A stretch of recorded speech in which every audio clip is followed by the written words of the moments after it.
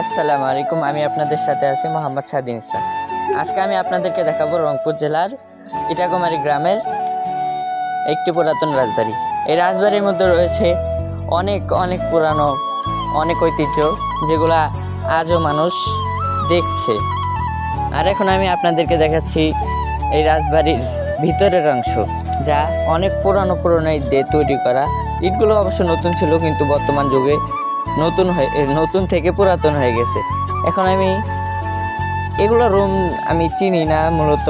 এখন আমি উঠতেছি ছাদে, আমার সাথে সবাই দেখতে থাকেন।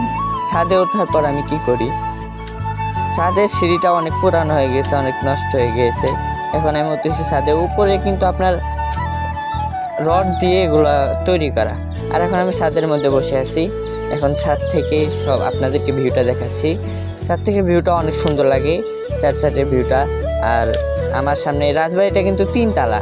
এই যে আমার সামনে রাজবাড়ির তৃতীয় নাম্বার তালার মানে ধাপটা, ওই তালায় অথচ কিছু হতো না, কিন্তু ওই তালাটা আমার মনে এমনি করেছে, হয়তো তাদের কোনো কারণ ছিল, সে কারণে করেছে।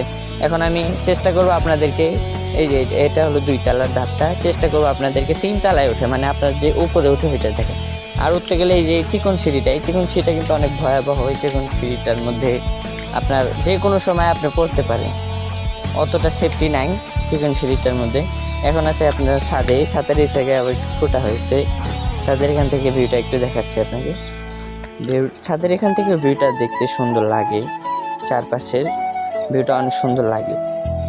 এখন রাজবাড়ির আমি 3 নাম্বার তলায় আছি।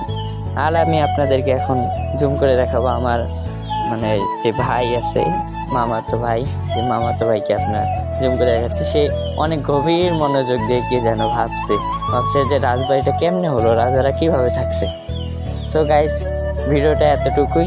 আমাকে ভালো লাগলে সাবস্ক্রাইব করবেন। আর আমি যে প্রথমে সালাম দিয়েছিলাম, সালামের উত্তরটা নেবেন। আর এই আইডিটাতে এরকম ছোট ছোট মিনি ব্লগ বা বড় ব্লগ যদি চান, আপনারা অবশ্যই পেয়ে যাবেন।